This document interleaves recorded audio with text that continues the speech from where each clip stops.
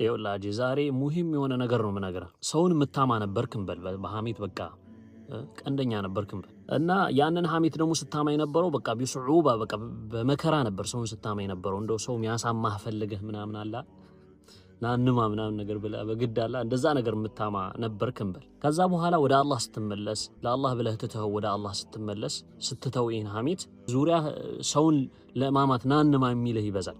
በፊት እኮ በመከራ ነበር ሰው የምታማው። አሁን ግን በቃ ቢኩል ሱሁላ በቀላል መንገድ ሰውን እንድታማ የሚያርጉ ነገሮች ይበዛሉ አንተ ዘንድ። ሌላም ነገር እንደው ስርቆትም ነበር እንበል። ሰው ኪስ ስትገባ ነበር የሰው ሐቅ ስትበላ ነበር እንበል። በፊት በመከራ ነበር ሰው ኪስ የምትገባው ምናምን የሰው ሐቅ የምታገኘው በመከራ ነበር እንበል። ከተውበትክ በኋላ በቃ ና ዝረፈኝ የሚል ይበዛል ነው ማለት በቃ። እና እነዚህ ነገራቶች ያሉ ናቸው። እውነት ወደ አላህ ወደሱ እንዳልመለስ ፈልጎ ነው እንዴ ምናምን የሆነ የተለያዩ ነገራቶች ማሰብ የለብህም። አላህ ሱብሓነሁ ወተዓላ ምን ይላል መሰለ ወለቀድ ፈተነ الذين من قبلهم فلا يعلمن الله الذين صدقوا ولا يعلمن الكاذبين ይላል አላህ። የሆነ ስትሰራቸው የነበሩ ወንጀሎችን ትተህ ወደ አላህ ስትመለስ እንደው ሙድህ ስላልሆነ አይደለም። ገብቶሃል? የሆነ ዛሬ ሙዲ አይደለም አልስረቅ ብለህ የምትተው እንደዛ አይደለም መሆን ያለበት። እውነት ለአላህ ብለህ የተውከው መሆኑን አላህ ካንተ ማረጋገጥ ስለሚፈልግ ነው። የልብህን እውነተኝነት ወይም ደግሞ ውሸተኝነት ካንተ አላህ ማየት ይፈልጋል። እውነት አላህን ፈልገህ ነው የተውከው ያንን ወንጀል የሚለውን ማለት ነው። አንተም ያንን ለአላህ ማረጋገጥ አለብህ ማለት ነው። በሌላ አያ ደግሞ ምን ይላል? አሐሲበ الناس أن يتركوا أن يقولوا آمنا وهم لا يفتنون። እንደው ሰዎች አምነናል ስላሉ ብቻ ትክክለኛው መንገድ ላይ ስላሉ ብቻ እንደው ዝም ብለን ሳንፈትናቸው ምን ተዋቸው ይመስላችኋል እንዴ ይላል አላህ። የሆነ ፈተና አለ። እዛ ፈተና ላይ ጸንተህ ሶብረህ አላህ በሚፈልገው መንገድ ላይ ተጉዘህ ጥንካሬን አሳይተህ ለአላህ ትክክለኛ ባሪያ መሆንህን ማሳየት አለበት ማለት ነው። ምክንያቱም በጣም የሚገርም የሆነ ነቲጃ ነው የሚኖረው። ውጤቱ በጣም ያማረና የሚያስደስት ነው የሚሆነው። በዚሁ ይህን አሁን የጠቀስኩት አያ ሱራ ላይ ምዕራፉን ሲጀምረው ነው እንደዚህ ብሎ የነበረው። ሲዘጋው አላህ ሱብሓነሁ ወተዓላ ምን እንደሚል ታውቃላችሁ? ወለዚነ ጃሃዱ ፊና እነዛ በእኛ ይሄ ባይዘው የሰው ልጅ ከአላህ ርቆ ባለበት ታይም ከአላህ ተርቆ ባለበት ሐያት አላ በዛ ታይም ብቻ አይደለም ይሄ ህይወት ላይ ሱዑባ የሚያጋጥመው የሆነ አስቸጋሪ የሆኑ ጊዜያቶች የሚያጋጥሙት በዛ ጊዜ ብቻ አይደለም። ሐታ ጣዓ ላይ ራሱ አላህን በምትገዛበት ጊዜ ላይ ራሱ ይሄ ጣዓ ላይ መቆየት በጣም ኢጅቲሃዱን ነፍስ ጦርነት ነው ከነፍስያ ጋር ማለት ነው። ያንን ነፍስያ በደንብ ኢጅቲሃድ አድርጎ በዛ ጦርነት አላ አሸናፊ የሆኑ ሰዎች ለነህዲየነሁም ሱቡለና ይላል አላህ። ቅናቸውን መንገድ እንመራቸዋለን፣ ትክክለኛውን መንገድ እንመራቸዋለን ይላል አላህ። አላህ እስኪመራህ ድረስ ሶብር ካንተ ይፈልጋል ማለት ነው። በደንብ ጸንተህ ማሳየት መቻል አለብህ አላህን። ትክክለኛ ባሪያ ተወዳጅ ባሪያ ለመሆን መጣር አለብህ ማለት ነው። ወደ አላህ ከተመለስክ በኋላ ጆሮህ ላይ መጥቶ ወደ ኋላ እንድትመለስ የሚያደርግህን መንፈስ በቴስታ ነው ማለት ያለብህ። ባረከላሁ ፊክ ፊ አማኒላህ። ሰላም አለይኩም ወራህመቱላህ። በሀገረ ሳውዲ አረቢያ ወንድማማቾች ፍርድ ቤት የቆሙበት ምክንያት አነጋጋሪ ሆኗል። ሂዛም አልጋምዲ የተባለ አንድ ሳውዲያዊ አዛውንት ታናሽ ወንድሙን በመቃወም በፍርድ ቤት አቁሞታል። ወንድማማቾቹ ለፍርድ የቀረቡት ደካማ እናታቸውን የመንከባከብ ክብር ለኔ ይገባኛል በሚል መሆኑም ተነግሯል። ሂዛም አልጋምዲ ሙሉ ዘመኑን ዋጋ የከፈለችለት እናቱን የመጦር መብት እንዲሰጠው ዳኛውን ጠይቋል። ታናሽ ወንድሙን በበኩሉ ወንድሙ ሂዛም በእድሜ የገፋ በመሆኑ እናታቸውን የመንከባከብ ኃላፊነት ለሱ እንዲወሰንለት ጠይቋል። ሁለቱም እናታቸውን ለማገልገል እድሉን ጠይቁ ያየው ፍርድ ቤት ስሜታዊም ሆኗል። ዳኛውም እናታቸውን በማቅረብ ማን እንዲንከባከባቸው እንደሚፈልጉ ቢያስመርጡም መወሰን ከብዷቸው ታይተዋል። ዳኛው በብርታቱና በወጣትነቱ ምክንያት ታናሹን ወንድም እናታቸውን የመንከባከብ ኃላፊነት እንዲሰጠው ወስኖለታል። ውሳኔው ሲታወጅ እናቱን መንከባከብ ያልቻለው ሂዛም በከፍተኛ ሐዘን ሲያለቅስም ታይቷል። በእስልምና እናትን ከመንከባከብ የሚገኘውን አጅር ከፍተኛ መሆኑም የሚታወቅ ነው። ዛሬ ጁምዓ ነው። እስኪ እንገባበዝ።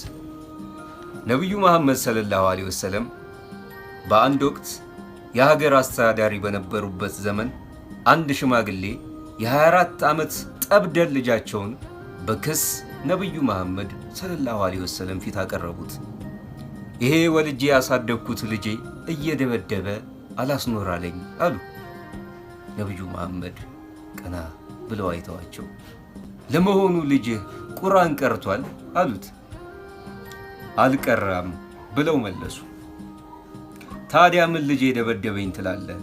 ያሳደግኩት ግመል ረገጠኝ አትልም ብለው አሰናበቷቸው። እኔ ይህን አስተምሮ እንዲሁ ማለፍ አልፈለኩም። ይልቁኑ ከሃይማኖት ባሻገር በሀገር ደረጃ ለትውልድ የሚተላለፍ እንቁ ትምህርት እንደሆነ ማሳወቅ ፈለግኩ እንጂ። ተመልከቱ እንግዲህ ቁርአን ለአፍታ ቀርቶ አላህን መፍራት ምን ማለት እንደሆነ የማያውቅን እንኳን አባቱን ይቅርና ታላላቆቹን ማክበር እንዳለበት በአግባቡ ያልተረዳን ይህን መጥፎ ነገር ባደርግ የሚቀጣኝ ጌታ አለ ብሎ የማይል ልጅ ለክስ ማቅረብ ማለት አልተገናኝቶ ነው።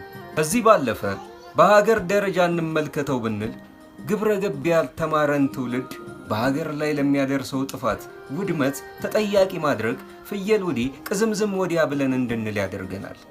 የራሳቸውን ወግና ልማድ ባህል እየጣሱ ነው።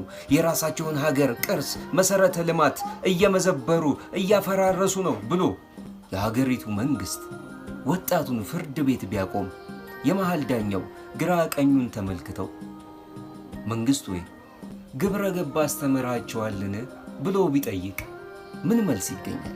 የጤና መኮንኖች ስጋዊ ለሆኑ በሽታዎች በየመንደሩ እየገቡ ምን መደረግ እንዳለበት እንደሚያስተምሩት ሁሉ ማህበረሰቡን ሀገር ማለት ምን ማለት እንደሆነ፣ ከህዝብ ጋር አብሮ መኖር ምን እንደሆነ፣ ሰው መሆን ትርጉሙ ምን መሆኑን የሚያስተምሩ ከዛሬ አልፎ ነገን የሚመለከቱ ጥሩ ትውልድ የሚያፈሩ መምህራን ያስፈልጉናል። አሁን ከውቅ ደራሲያን የጥበብ ሰዎች አዋቂዎች አንደበት ትምህርታቸው የማጠፋው ነብዩ መሐመድ ሰለላሁ ዐለይሂ ወሰለም በብዙዎች ዘንድ የዓለም መሐንዲስ ተብለው መጠራታቸው ከዚህና ከዚህን መሰል በአንድ ድንጋይ ሁለት ወፍ የሚመታ አስተምሯቸው ነው። ክብር ይገባቸዋል። እንግዲህ የቪዲዮውን ጥራት አይታችሁታል። ለሱ ይቅርታ ጠይቃለሁ። ከዚህ በፊት የለቀኩት ቪዲዮ አለ። ያ ቪዲዮ መልእክቱ እንግዲህ ስለጠፋብኝ ስልክና እናንተ ምን ማድረግ እንዳለባችሁ የሚያመለክት ነው። ሁላችሁም የየደርሳችሁን ትወጣላችሁ። ቀደም ያለውን ቪዲዮ መመልከት ትችላላችሁ። መልካም ቀን ይሁንላችሁ። ጸሐፊና ተራኪ ኪዳ የገጠር ልጅ ቅዱስ እመብርሃንን ነው ማለት እንደዚህ የተሸፈነች ሴት ካገባ አንተ ፈጣሪ 100% ይወድሃል። እንደዚህ ክብር ያላት በቃ የምታምር ውብ የሆነች ራሷን የምትጠብቅ ሴትነቷን ለማንም የማትገላለጥ ሴት ካገባ አንተን እግዚአብሔር ይወዳል። አመስግነው ፈጣሪን ማለት ነው። እና እህቶቻችን እንወዳቸዋለን። በጣም ነው የምንወዳችሁ። ደግሞ የምትንጫጩ ሰዎች በደንብ ተንጫጩ። ደግሞ ሪፖርት የምታረጉትን በደንብ አድርጉ። አዘጉት። እኛ የእንጀራ ገመዳችን አይደለም፣ አዘጉት። ሰላም አለይኩም ወራህመቱላህ። ትናንት በለቀኩት ቪዲዮ ላይ የሆነ ኮሜንት አየሁና በዛው ይህንን ኮሜንት አይተን አንድ ቁም ነገርን እንድንማማር አሰብኩ። መጀመሪያ ኮሜንቱን እናንብበው። ምን ይላል የዚህ ኮሜንት ባለቤት? ሰለላሁ ዐለይሂ ወሰለም በአላህ ስም ይህንን ሰውዬ መስማት ከጀመርኩ ጀምሮ ሁሉንም ትቼ ወሃቢያ ልሆን ነው። 1 ሚሊዮን እናስገባው። 1 ሚሊዮን ለማስገባት ባለህ ንያ ጀዛከላሁ ኸይረን እያልኩ እዚህ ጋር በደንብ ልናስተውልበት የሚገባ ቁም ነገር አለ።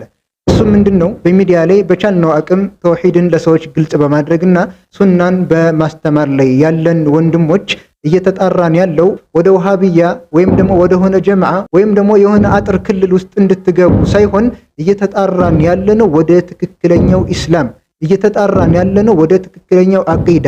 ነብዩ ሰለላሁ ዐለይሂ ወሰለም በግልጽ ለሷሃቦች ያስተማሩትን እምነት፣ እነዛ ሷሃቦችም የኖሩበትን ዲን፣ ሰለፎች የተጓዙበትን ጎዳና አጥብቀን እንያዝ የሚልን ትልቅን መርሆ አዝለን ነው እየተጓዝን ያለ ነው። ወሃቢያ የሚለውን ቃል በተመለከተ ይሄ በየጊዜው የቢድዓ አካላት የሐቅ ተጣሪዎች በሚመጡባቸው ጊዜ ያንን ቢድዓቸውን ለመጠበቅና ሰዎችን ከዚህ ሐቅ መንገድ ለማገድ የሚጠቀሙት የሆነ መንገድ ነው። በሰለፎችም ጊዜ ሰለፎቻችን ይህንን ትክክለኛ እምነት፣ ትክክለኛ አቂዳ በሚያስረዱበት ጊዜ የተለያዩ የቢድዓ አካላት የተለያየ ስም ያወጡላቸው ነበር። ዛሬም የነዛ የቢድዓ አራማጅ የሆኑ አካላቶች ተከታይ የሆኑት የሐቅ ተጣሪዎች መጥተው ሰዎችን ወደ ሱና በሚጣሩበት ጊዜ፣ ሰዎችን ወደ ተውሂድ በሚጣሩበት ጊዜ አላህን በብቸኝነት አምልኩ፣ ፍጡራንን አታምልኩ፣ ከአላህ ውጭ ያለን አካል ሐጃችሁን አትጠይቁ፣ ነብዩ ሰለላሁ ዐለይሂ ወሰለም ያስተማሩት አላህን እንድንጠይቅ ነው፣ አላህም ለምኑ ነው ያለው፣ ከአላህ ውጭ ያለን አካል አትለምኑ እያሉ ሰዎችን ከሽርክ በሚያስጠነቅቁበት ጊዜ